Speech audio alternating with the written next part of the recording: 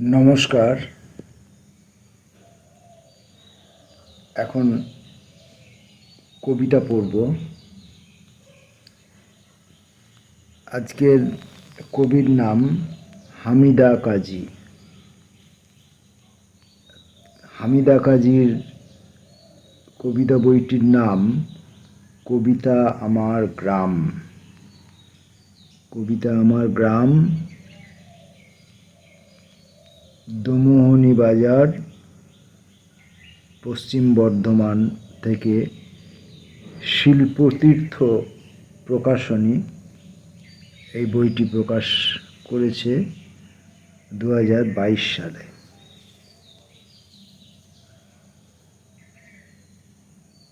এখান থেকে আমরা দু একটি কবিতা পড়ব।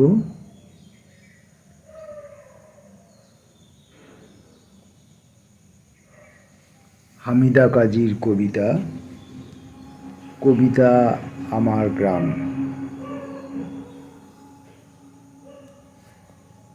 কবির অনুভব। কবিকে সোনার হরিণের পিছনে দৌড়াতে দৌড়াতে বনে ঢুকতে দেখেছি। মরুপথে হাঁটতে হাঁটতে মরীচিকায় ধোঁকা খেতে হয়। আলেয়ার মুখোমুখি হতে হয়। তৃষ্ণার্ত কবি নদীর কাছে এলে চোরাবালির মোকাবিলা করতেও দেখেছি। সমস্ত কারবালা কুরুক্ষেত্র পার করে অক্ষরমালা গড়তে হয় ঝড় তুফানে অথবা গভীর সমুদ্রের ডুবুরি হয়ে মুক্ত অক্ষর তুলেও আনে। কবির কবিতায় পাঠকের দিগন্ত লাল হয় বটে, কবি হয় রক্তাক্ত।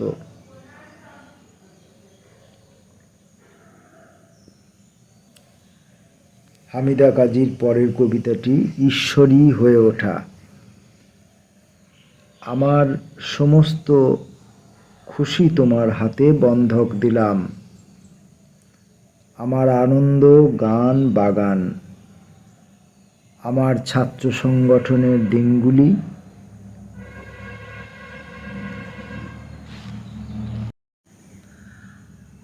আমার যোদ্ধা উদ্ধত বুকের সফল বুলি, আমার শান্ত চেহারায় চেয়ারে বসে থাকা অলস সময়, আমার রবীন্দ্রসঙ্গীত, আমার অহংকার, আমার চপল মুহূর্তের খোশ মেজাজের চুলবুলি, আমার সকল ঋতুই তোমাকে বন্ধক দিয়েছি। ঝাঁপিয়ে আসা পলাশ, শিমুল, বৃষ্টি অথবা শিউলি, বাবার স্নেহের হাত, উদাত্ত আশীর্বাদ, লুকিয়ে লুকিয়ে ঘুমহীন দুপুরে উপন্যাসের কাঁটা তার, অঙ্কের খাতা ফেলে রং তুলি, আমার শৈশবের স্বপ্ন, কৈশোরের লুকোচুরি আর যৌবনের শ্বেতপদ্ম। কাজ ফেলে খেলতে যাবার দিন ছিল না একটাও। শিশু শ্রমিকের বিছানায় শীতল সন্ধ্যা, হিন্দি গানের ভেসে আসা সুরে সুরে সোনালি মোড়কে তুলে রাখা কয়েকটা মুহূর্ত, পড়ার ভান করে বই মুখে ঢেকে বড়দের প্রেমের গল্প শোনা। আমার স্বপ্ন বীজও তোমার হাতে বন্ধক। তুমি চাইলে আমার আকাশ নীল থেকে লালিমা হয়ে উঠতে পারে এখনই। তুমি চাইলে আমার সমস্ত একাকিত্ব, শূন্যতা, অহংকারের চূড়ায়। তুমি চাইলে মৃত জ্বর ম্লানমুখ প্রাণের পরশ পায়। তুমি চাইলে মঙ্গলের মাটি আমার হাতে, তুমি চাইলে কলঙ্কময় চাঁদ হব আমি, তুমি চাইলে অন্ধকার সমেত মাটির প্রদীপ, তুমি চাইলে আকাশ অরণ্য, নদী জল, সুনামি, ঘূর্ণি চূর্ণি, পর্বত, উতল হাওয়া, হরপা বন্যাও হতে পারি আমি। শুধু তুমি চাইলেই। তোমার হাতে বন্ধক আমার সবুজ হয়ে ওঠা, তোমার হাতেই বন্ধক আমার বুকের প্রতিটি স্পন্দন, তোমার হাতে বন্ধক আমার ঈশ্বরী হয়ে ওঠা। কবিতাটির নাম ছিল ঈশ্বরী হয়ে ওঠা।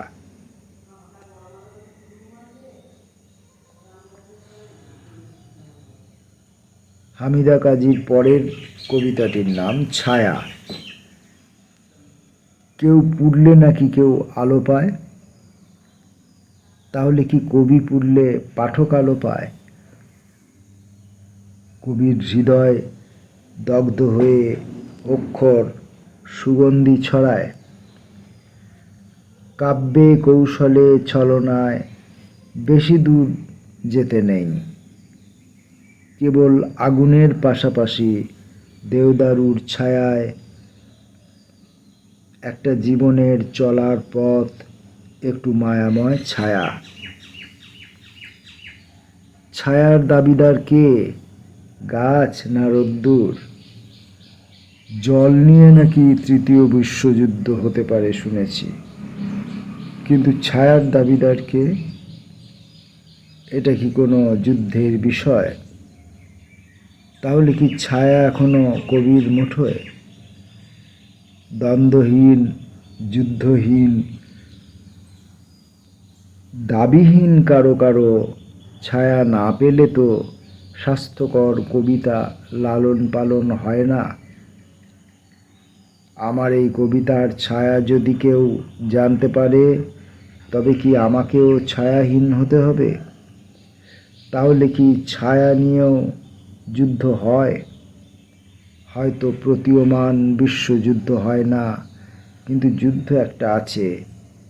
ছায়াও যুদ্ধের একটা বিষয়। তাহলে আমার অবশ্য এখন একটু ছায়া দরকার।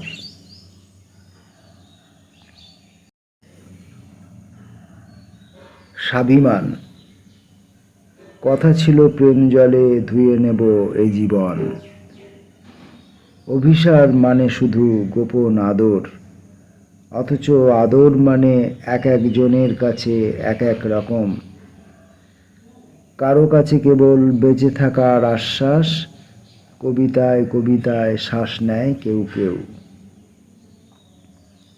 ইমারত ছেড়ে বেরিয়ে গেছে কত রাজপুরুষ, মানুষের অশ্রু বেদনায় ধুয়ে গেছে নদী তট।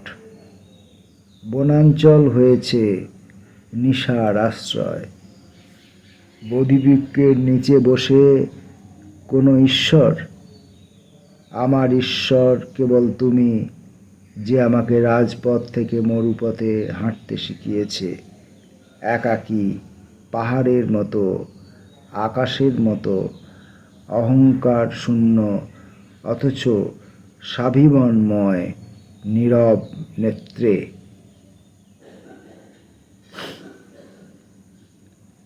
গুহাবাসী। কোনো দিন আমার মনটা গুহাবাসী হয়ে যায়। সূর্যের আলো গুহার দুয়ারে এলে আমি মত্ত হয়ে যাই। রোদ্দুরের হাত ধরে নদীর তীরে এসে দাঁড়াই, তারপর ঢেউয়ের সঙ্গে আছাড়ি পাছাড়ি খেলা। খেলতে খেলতে বহু বহু দূর বেলা গড়িয়ে যায়। সোনালি ঝিকিমিকি রোদ ডাকে, বলে আমি গোধূলি এবার মাধুরী ফোটাবো। আমি তখন ছুটতে ছুটতে গুহায় ফিরতে চাই, বেশ দেরি হয়ে যায়। গায়ে অন্ধকার মাখি, তুমি অবাক চোখে চেয়ে থাকো আমার দিকে। রবীন্দ্রনাথ আর গালিব আমাকে ক্ষমা করেছে, পারলে তুমিও এই গুহা মানবীকে ক্ষমা করো।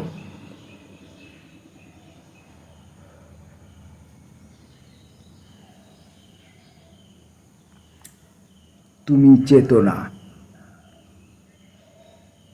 কে বলেছে তুমি চলে গেছো?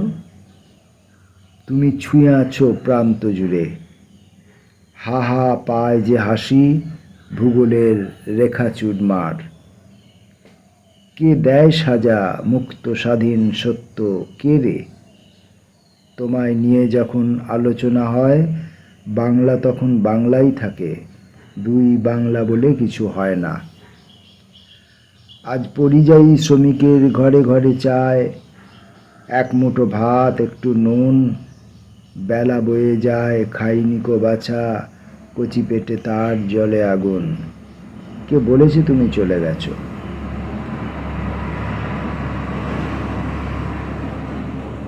তুমি আছো রাষ্ট্রে, ঘরে, যুদ্ধের ময়দানে, ভাতের থালায়, আগমনী গানে, জেলখানায়, কবিতায়, সঙ্গীতে, প্রেমে, দ্রোহে।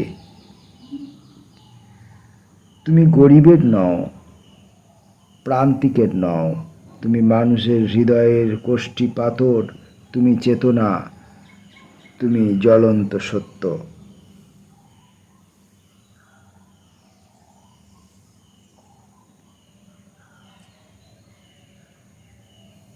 রাজলক্ষ্মী। রাজলক্ষ্মী, তোমার মহল্লায় আমি আজও অভিযুক্ত। তোমার সান্নিধ্য আমাকে মুগ্ধ করেছে, মুগ্ধ করে ছিনিয়ে নিয়েছে যুগ যুগ। আমি তোমার কাঁধে মাথা রেখে বাকি জীবন কাটিয়ে দিতে চেয়েছি, অথচ তুমি কেবল অর্থের ভাষায় কথা বলেছ, বলেছ সচল জীবনের জন্য এটাই সম্বল। আমি কেবলির মতো দাঁড়িয়ে থেকেছি, দুর্বল হয়েছি। অর্থ আমার কাছে অচেনা পুরুষ। আমি কেবল আকাশের দিকে তাকাই, তুমি শক্ত করে মাটিতে পা রাখতে বলেছ। আমার কদম সবসময় টালমাটাল, সারা জীবন টাল খাই। কোনো রজকিনীর কাছেও আমি পরাজিত মুগ্ধতায়। তোমার যন্ত্রণা আমি বুঝি, আমার প্রকৃতি আমাকে জল থেকে অরণ্য, অরণ্য থেকে ফুল, ফুল থেকে আমি দিগন্ত থেকে দিগন্তে পাখা মেলি। রাজলক্ষ্মী, তুমি আমার কাছে জাদুকর, বিস্ময়। রজকিনীর কাছে আমি কেবলই অক্ষর নিয়েছি। রজকিনীরা হারিয়ে যায়, হারিয়ে যেতে হয়।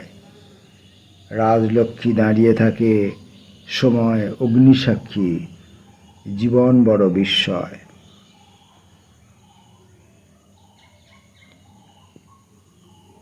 আমরা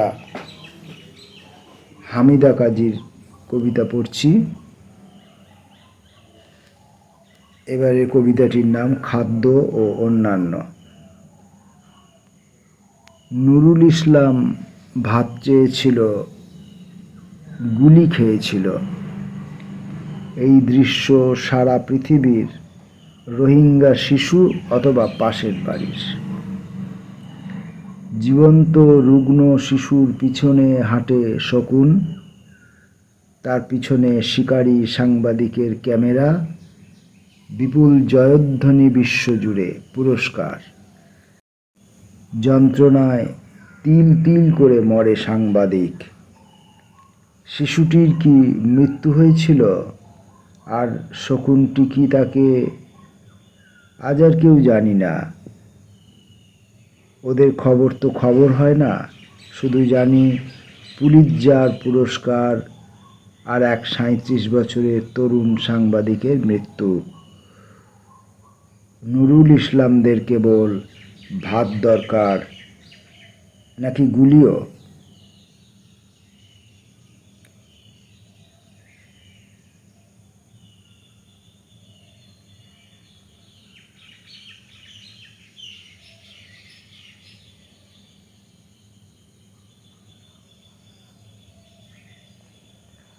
বন্ধু, একটা পুজোয় চেয়েছি তোকে, একটা ঈদেও চেয়েছি। সময় পঙ্গপাল হয়ে এলো, খেয়ে নিল সমস্ত ফসল। লকডাউনের জেরে পদচিহ্নহীন পথ, তবু হৃদয়ে পতাকা ওড়ে, অম্লান শিশুর মতো অবোধ।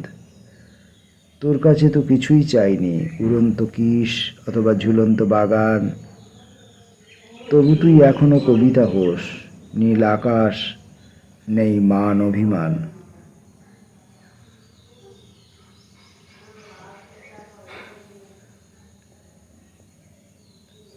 আবার কবিতা। জানি কোনো এক প্ল্যাটফর্মে দেখা হয়ে যাবে, হয়তো ট্রেন এসে যাবে, তুই উঠে যাবি নাকি আমার দিকে এগিয়ে আসবি জানি না।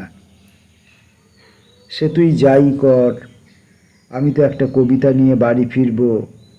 দেখিস আমাদের আবার দেখা হবে, দেখিস আবার তুই কবিতা হবি। আমরা হামিদা কাজীর কবিতা পড়ছিলাম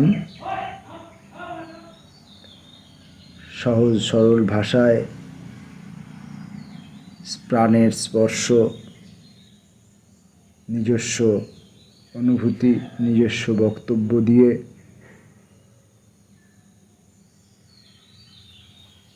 লেখা আন্তরিক উচ্চারণগুলি। কবিতা আমার গ্রাম এই নামের বই থেকে। আবার কোনো একদিন আমরা হামিদা কাজীর অন্য কোনো বই থেকে কবিতা পড়তে পারবো এই আশা রাখছি। নমস্কার।